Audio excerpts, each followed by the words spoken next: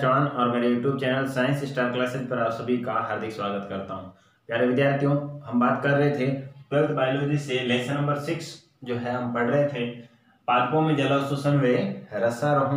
कुछ टॉपिक हमने इसमें क्लियर कर लिए। आज हमारा टॉपिक रहेगा पादपों में जल का मार्ग, pathway of water in plants. पादपों में जो है जल किस तरह से अंदर की तरफ प्रवेश करता है और मूल रोम से जो है जाइलम तक कैसे पहुंचता है, इसके बारे में पढ़ने वाले।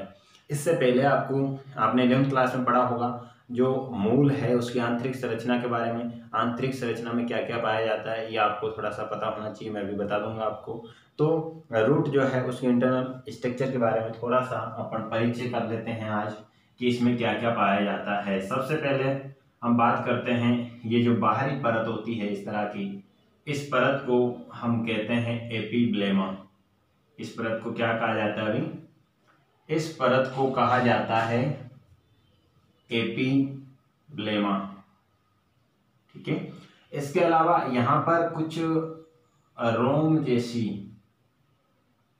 पतली पतली संरचनाएं पाई जाती है, इनको कहते हैं हम रूट हेयर, अर्थात मूल रोम के नाम से जाना जाता है इनको, मूल रोम। ठीक है।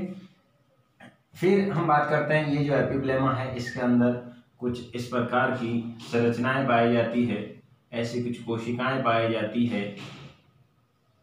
इनके मध्य अंतराकोशिकीय अवकाश भी उपस्थित होता है।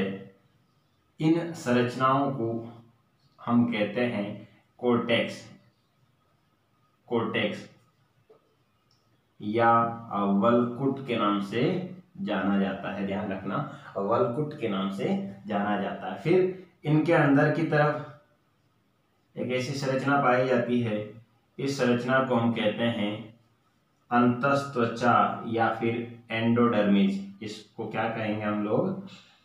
एंडोडर्मिस कहते हैं या फिर अंतस्त्वचा के नाम से जानते हैं। फिर इसके अंदर की तरफ कुछ ऐसी कोशिकाओं की एक परत पाई जाती है और इस परत को हम जानते हैं, इस परत को पेरीसाइकल के नाम से जानते हैं, पेरीसाइकल। ये आपको ध्यान में होना चाहिए कि आंतरिक संरचना कैसी होती है। फिर हम बात करते हैं इसके अंदर की तरफ, ये पूरा इस तरह से आकार होता है कंप्लीट। ठीक है। और इसके अंदर कुछ ऐसी संरचनाएं पाई जाती है, इन संरचनाओं को हम कहते हैं जाइलम। इनको क्या कहते हैं भाई? इनको कहते हैं जाइलम। ठीक है। फ्लोएम और जाइलम दो ऊतक होते हैं जिसमें हमने पढ़ा था जाइलम का कार्य क्या है? जल को अवशोषित करना है, जल को आगे तक पहुंचाना। तो ये जो है मूल की आंतरिक संरचना है। जब मूल का अपन अनुप्रस्थ काटते हैं, टीएस काटते हैं ना, फिर इसको माइक्रोस्कोप में देखते हैं तो कुछ ऐसी संरचना हमें दिखाई देती है। ठीक है। अब हम बात करते हैं नेक्स्ट इसमें कि इसमें जो जल है कहाँ से शुरू होगा? रूट हेयर से शुरू होगा। ये यहाँ पर मिट्टी है, मृदा, और मृदा से जो जल है वो कहाँ आएगा? रूट हेयर में आएगा। कहाँ आएगा भाई? रूट हेयर में या मूल दाब में आता है। फिर मूल दाब से ये कहाँ चला जाएगा?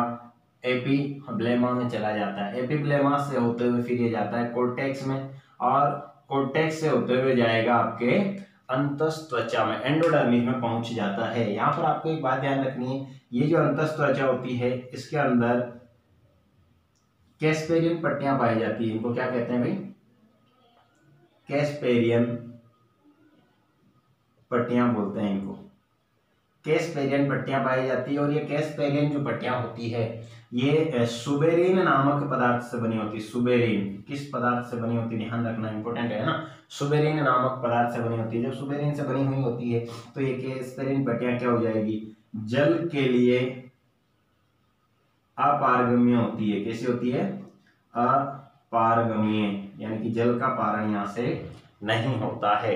ध्यान रखना। इसमें कुछ कोशिकाएं होती है जिनमें कैस्पेरियन पट्टियां नहीं पाई जाती है और इन कोशिकाओं को हम बोलते हैं पासेज सेल्स। इनको क्या बोलते हैं भाई?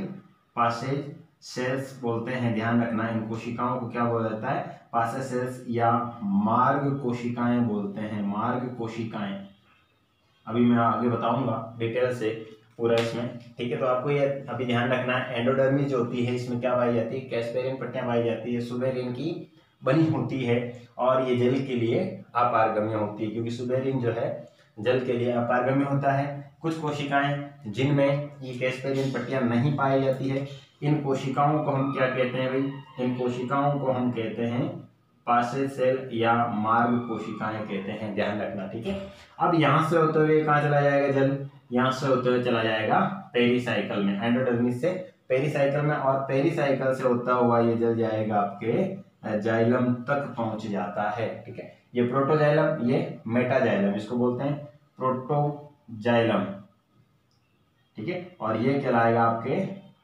Meta xylem. ये मैंने आपको 11th में अच्छे से समझा रखा है, ठीक है। तो आप प्रोटोजाइलम और ये मेटाजाइलम, ठीक है, ये अंत तक कहाँ चला जाता है, जाइलम तक चला जाता है। यानी कि शुरुआत हुई थी मूल रोम से और कहाँ तक पहुंच गया, जल तक पहुंच गया। ये मूल रोम से जल तक जो जाइलम तक जल पहुंचता है, इस प्रवाह को हम कहते हैं, ध्यान रखना, पार्श्वीय प्रवाह। पार्श्वीय प्रवाह के नाम से इसे जानते हैं, या फिर लेटरल फ्लो, लेटरल फ्लो के नाम से इसे जाना जाता है, ध्यान रखना। जल का मूल रोम से जाइलम तक पहुंचना क्या कहलाता है, ये जल का पार्श्वीय प्रवाह कहलाता है, जल का पार्श्वीय प्रवाह कहलाता है। कहां से कहां तक, मूल रोम से जो जल है, जल जो है कहाँ पहुंचता है, जाइलम में पहुंचता है। इस पूरे प्रोसेस को हम क्या कहेंगे, पार्श्वीय प्रवाह के नाम से जानते हैं। तो ये मैंने आपको रूट की इंटरनल स्ट्रक्चर के बारे में थोड़ा सा बताया, ताकि हम जब इसमें जल मार्ग पढ़ेंगे तो आपको किसी भी प्रकार की कोई दिक्कत ना आए। एक बार आप इसका स्क्रीनशॉट ले लेना।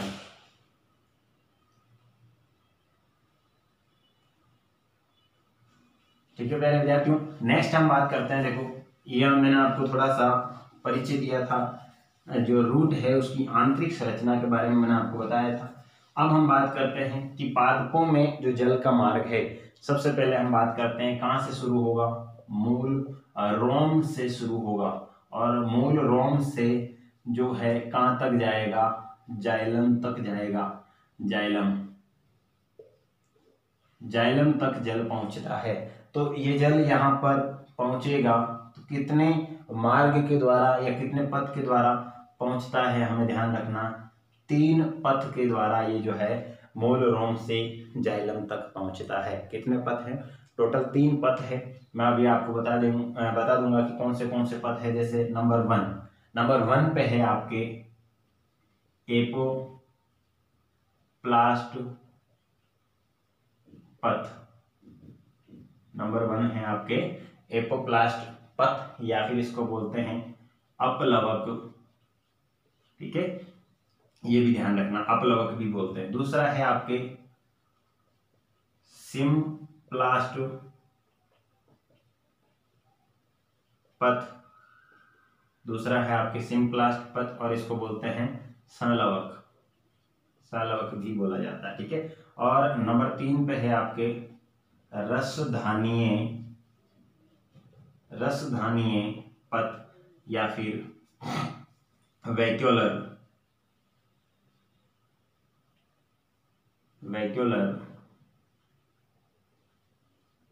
पाथवे, ध्यान रखना, ठीक है। तो ये टोटल 3 पथ हैं जिनके द्वारा जल जो है मूल रोम से जाइलम तक पहुंचता है। किस तरह से पहुंचता है हम इनको देख लेते हैं। जैसे मैंने अभी संरचना बनाई थी, उसकी एक कोशिका को लेते हैं हम, है ना। तो सबसे पहले यहाँ पर हम ले लेते हैं ये कोशिका,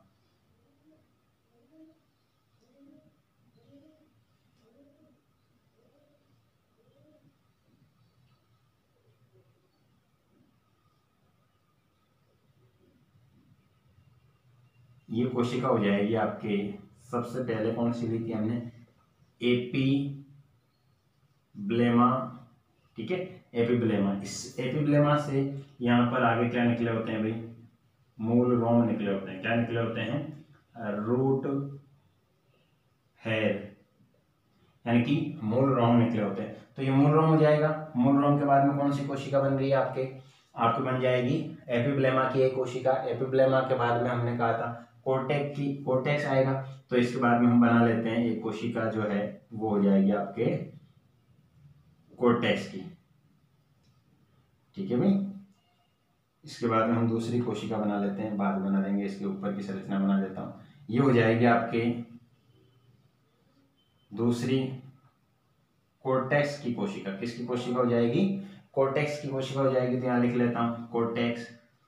ठीक है। कोर्टेक्स के बाद में आपके अगली जो कोशिका होगी वो होगी अंतस्त्वचा की। कोर्टेक्स के बाद में अगली कोशिका किसकी होगी भाई? आपके अंतस्त्वचा की होगी। ठीक है। तो ये बना लेते हैं हम अंतस्त्वचा की कोशिका। ठीक है। ये अंदर रिक्तिका होती है, पादप कोशिका में रिक्तिका थोड़ी बड़ी होती है, ध्यान रखना। जंतु कोशिका में छोटी होती है या फिर होती ही नहीं है। तो ये हो जाएगी आपके कोर्टेक्स के बाद में एंडोडर्मिस। किसकी कोशिका हो जाएगी? एंडोडर्मिस की कोशिका हो जाएगी। एंडोडर्मिस की कोशिका के बाद में हम ले लेते हैं यहाँ पर पेरीसाइकल। किसकी कोशिका हो जाएगी? पेरीसाइकल। तो ये हो जाएगी आपके पेरीसाइकल पेरीसाइकल की कोशिका।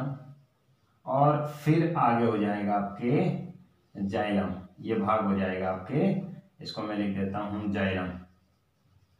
ठीक है। तो जल कहां से शुरू होगा? यहाँ पर रूट हेयर से, यानी कि मूल रोम से। मैं इसको नीचे की तरफ लिख देता हूं। ठीक है। ये बाहर की तरफ क्या है आपकी? रूट हेयर, यानी कि मूल रोम से शुरू होगा। कहां तक पहुंचेगा? जाइलम तक पहुंचता है। कहां तक पहुंचता है? जाइलम तक। तो मैंने एक एक कोशिका सभी की ले ली है। अब इसको मैं समझा देता हूं कि ये तीनों पत्र जो है किस प्रकार से होते हैं और जल कैसे वहां तक पहुंचता है, मूल रोम से जाइलम तक कैसे पहुंचता है, अर्थात रूट हेयर से जाइलम तक कैसे पहुंचता है। सबसे पहले जो है मूल रोम से जल प्रवेश करेगा और प्रवेश करके कहाँ जाएगा? देखो इस तरफ में पहले इसमें सारी संरचनाएं बता देता हूँ, फिर ही बताऊंगा ना। इसमें क्या क्या होता है? देखो ये हो जाएगी आपके सबसे बाहर की तरफ,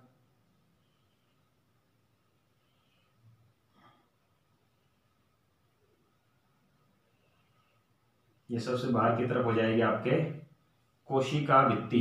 क्या हो जाएगी भाई? कोशिका झिल्ली के चारों तरफ होती है कोशिका भित्ति।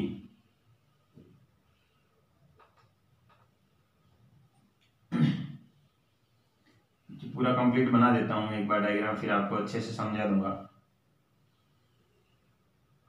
ठीक है भाई। ये हो जाएगी आपके बाहर की तरफ क्या है? कोशिका भित्ति होती है या सेल वॉल बोलते हैं इसको। इसके अंदर की तरफ जो है ये क्या है? कोशिका झिल्ली बोलते हैं इसको। क्या बोलते हैं भाई? कोशिका झिल्ली। फिर मैंने कहा था आपको ये जो एंडोडर्मिस होती है इसमें क्या उपस्थित होती है भाई? कैस्पेरियन स्ट्रिप मौजूद होती है, कैस्पेरियन पट्टियां पाई जाती है इसके अंदर।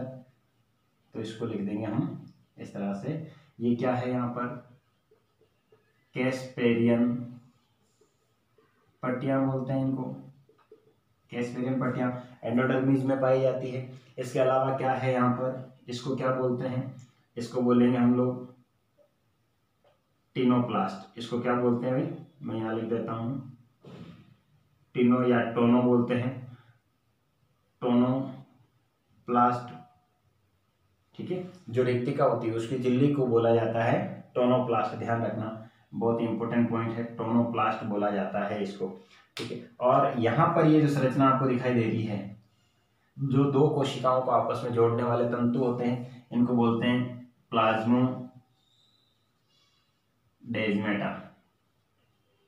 प्लाज्मोडेजमेटा, या हिंदी में लिखेंगे जीव द्रव्य तंतु। इसको बोलते हैं जीव द्रव्य तंतु। ठीक है भाई। ये लगभग संरचनाएं कंप्लीट हो चुकी है।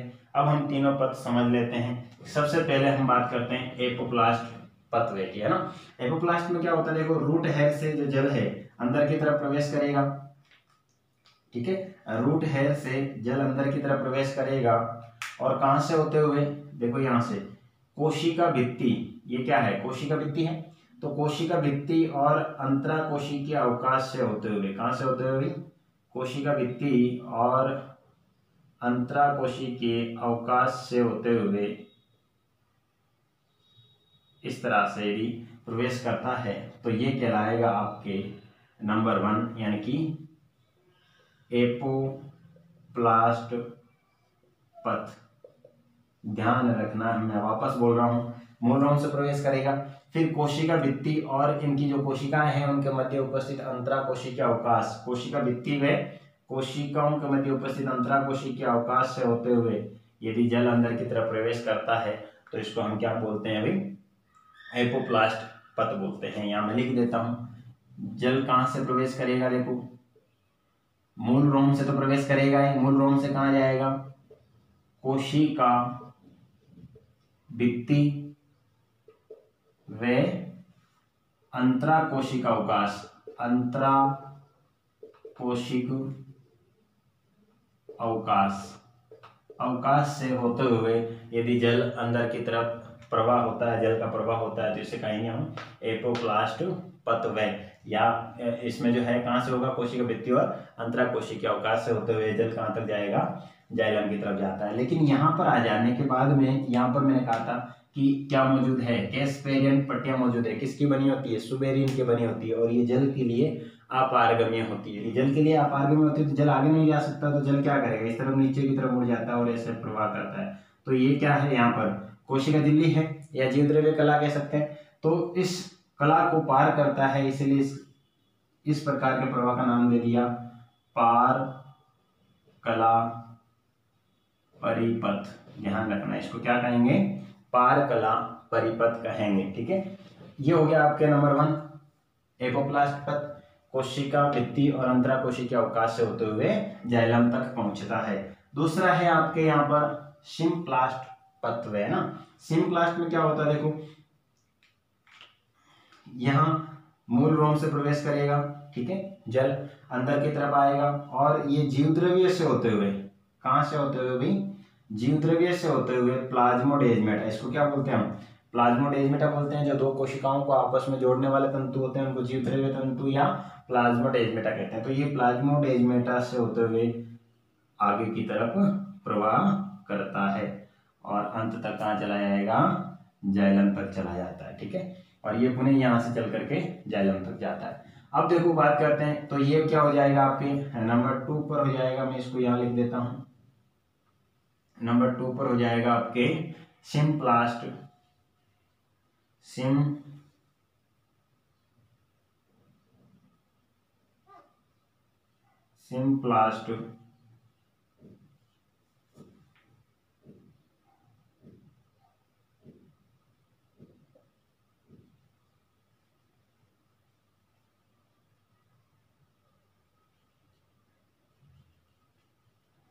सिम्प्लास्ट पथ बोलेंगे इसको। तो दूसरा क्या हो गया आपके? सिम्प्लास्ट पथ। सिम्प्लास्ट पथ में मैंने क्या कहा था? ये जीवद्रव्य से होते हुए फिर कहाँ जाएगा? प्लाज्मोडेजमेटा में, यानी कि प्लाज्मोडेजमेटा फिर जीवद्रव्य फिर प्लाज्मोडेजमेटा, इस तरह से ये प्रवेश करता है। तो ये कहाँ आएगा? सबसे पहले इसमें लिख लेते हैं जीवद्रव्य, यहाँ से कहाँ जाएगा?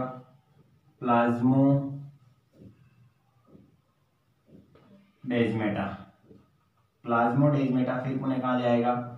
जीवद्रव्य।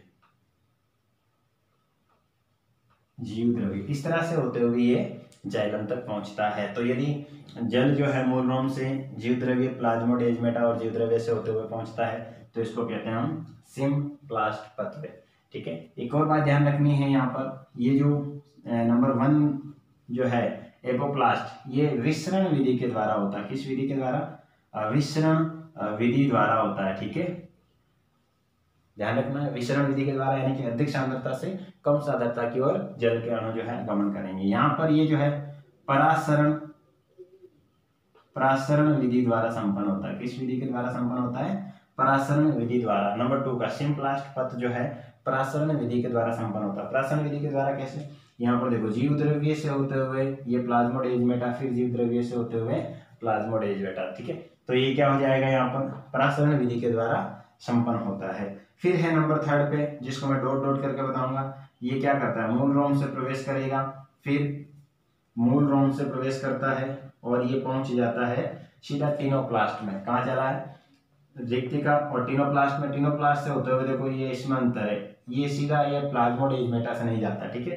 ये कहाँ जाएगा, जीव द्रव्य कला से होते हुए पुनः वापस जो है टीनोप्लास्ट और रिक्तिका से होते हुए पुनः जो है जीव द्रव्य कला से होते हुए ये इस तरह से चलता है, ठीक है, और अंत तक जो है इस प्रकार से जाइलम में प्रवेश करता है। तो ये जो डॉट डॉट करके मैं बता रहा हूँ ये हो जाएगा आपके नंबर 3 पे।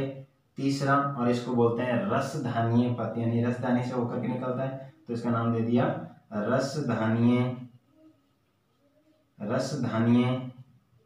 पथ। इसको क्या बोलेंगे भाई, रसधानीय पथ बोलेंगे। कहाँ से होकर के निकलता है, मैं इसको यहाँ पर लिख देता हूँ। नंबर 3 का जो है आपके रसधानीय वैक्यूलर पथ है, इसमें क्या लिखेंगे हम लोग, कहाँ प्रवेश कर रहा है, देखो टीनोप्लास्ट, ठीक है। फिर टीनोप्लास्ट से रिक्तिका से वापस जीव द्रव्य कला, ठीक है, या फिर कोशिका झिल्ली बोल सकते हैं, कोशिका झिल्ली से होते हुए अपने टीनोप्लास्ट में इस तरह से। तो यहाँ लिख लेंगे हम, कहाँ है ये टीनोप्लास्ट से कहा जाता है ये रिक्तिका में, और रिक्तिका से कहा जाता है कोशिका झिल्ली।